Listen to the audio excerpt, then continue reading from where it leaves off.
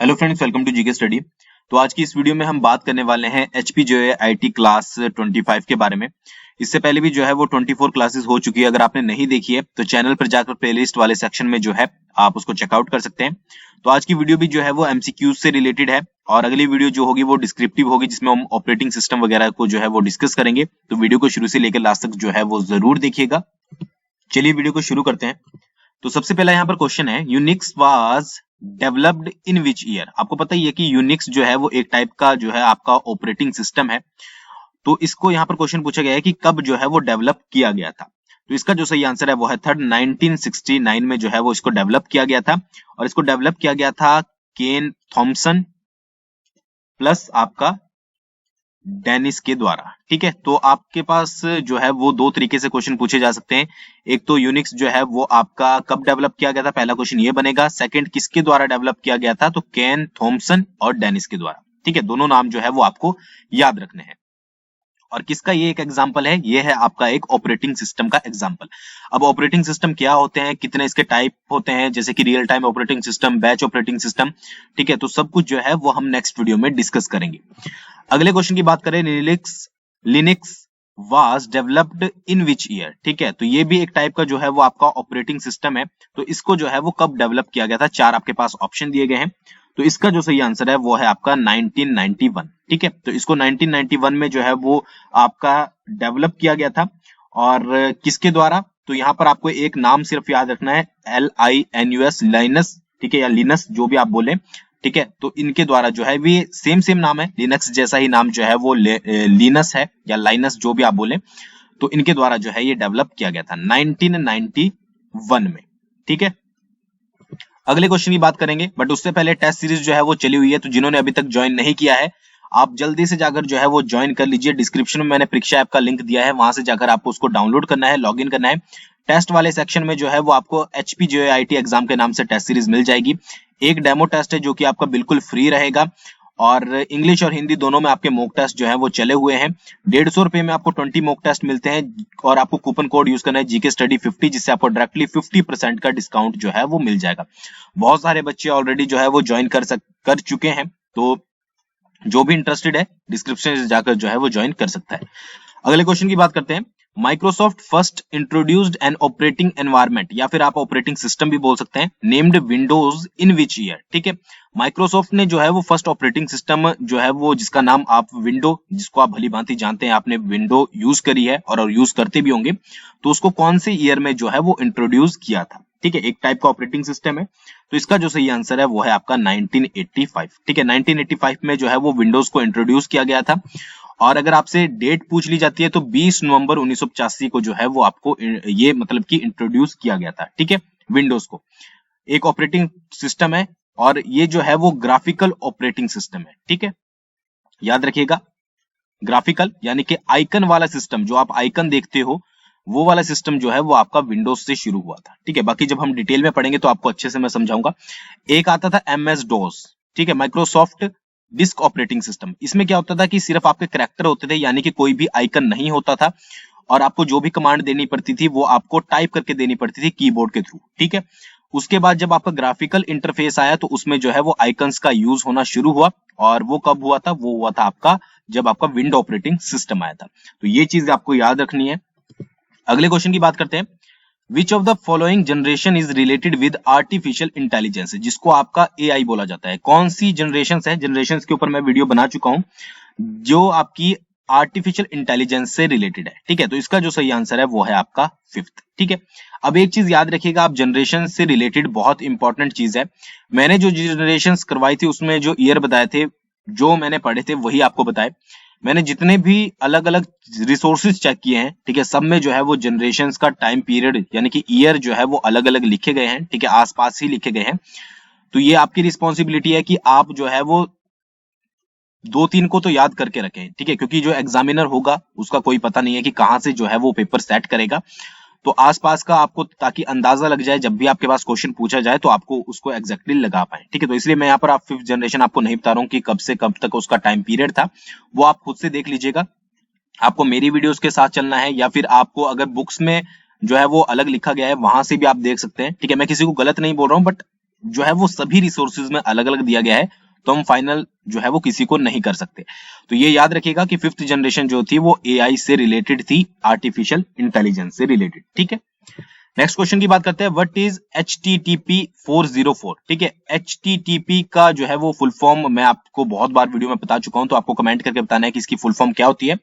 और यहाँ पर पूछा गया कि जो HTTP होता है 404 वो क्या इंडिकेट करता है या क्या होता है। ठीक है, तो इसका जो सही आंसर है वो है आपका कि an error message indicating server not found. ठीक है, कि यानी कि एक मैसेज होता है जो इंडिकेट करता है कि आपका जो सर्वर है वो नहीं मिल रहा है। ठीक है, इसकी जगह पर जो है कई बार जो आपका HTTP 404 होता है, इसकी जगह पर कई बार ये भी लिखा आता है 404 नॉट फाउंड। ठीक है, उसके अलावा पेज नॉट फाउंड भी लिखा हुआ आता है। ठीक है, तो ये सारे जो है वो मैसेज शो होते हैं जिनका मतलब होता है कि आपका जो सर्वर है वो नहीं मिल रहा है। ठीक है, एक टाइप का मैसेज होता है जिसको बोला जाता है आपका एरर मैसेज होता है। ठीक है, नेक्स्ट क्वेश्चन की बात करते हैं। In the Windows XP what does XP stand for? ठीक है, विंडोज XP आपने बहुत लोगों ने यूज की होगी पहले।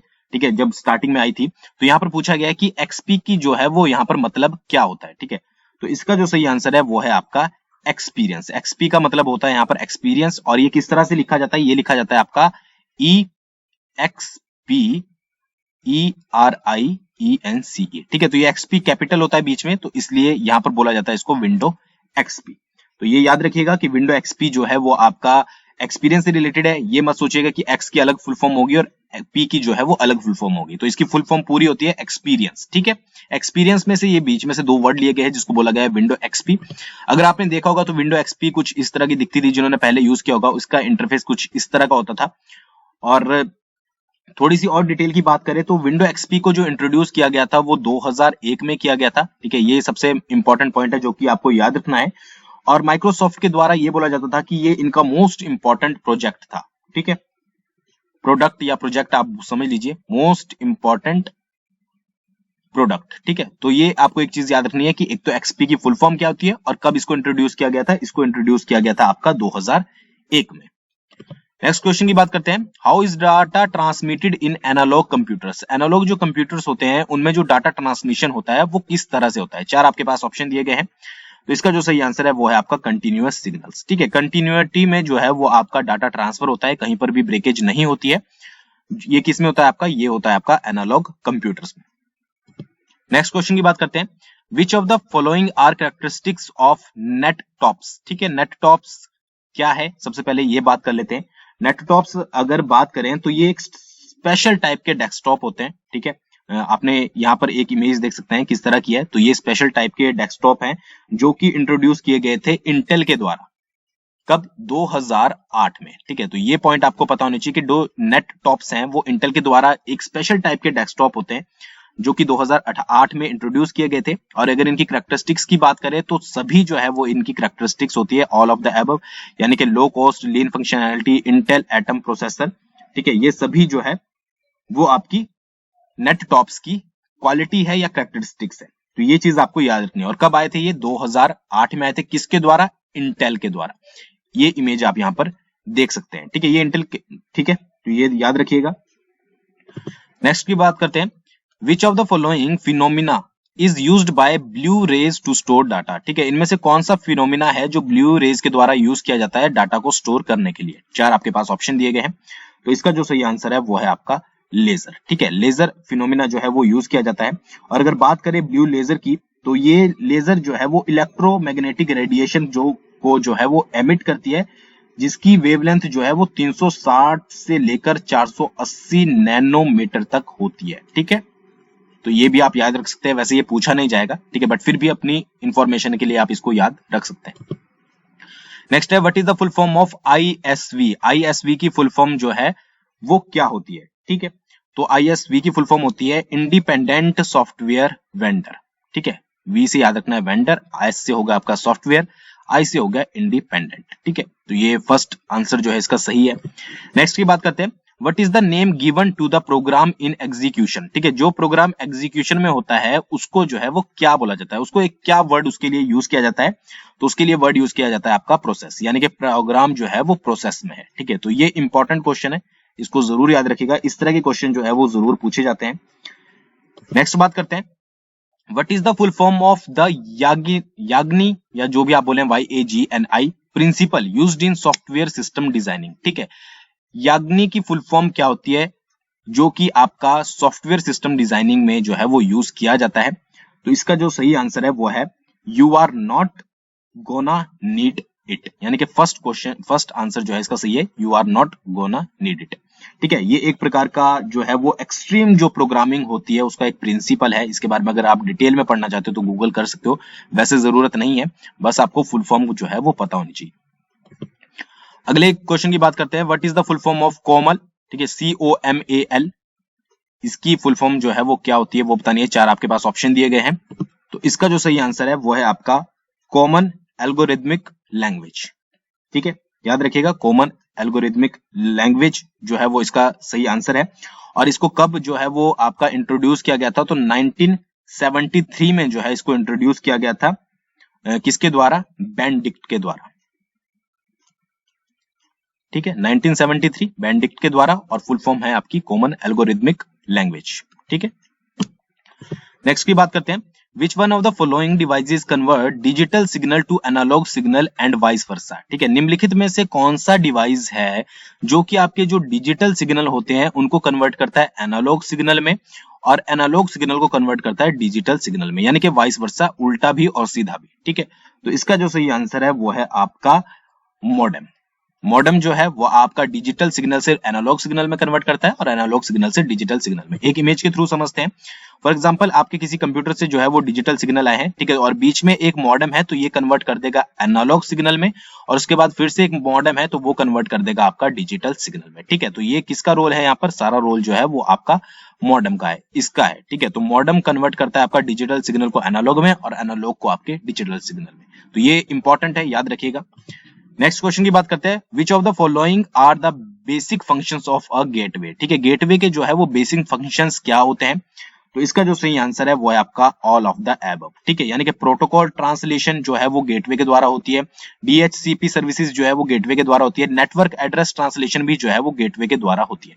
तो ये सभी जो है वो आपके गेटवे के एक बेसिक फंक्शन है। ठीक है, वैसे बहुत सारे होते हैं जिनको बाद में हम डिटेल में डिस्कस करेंगे।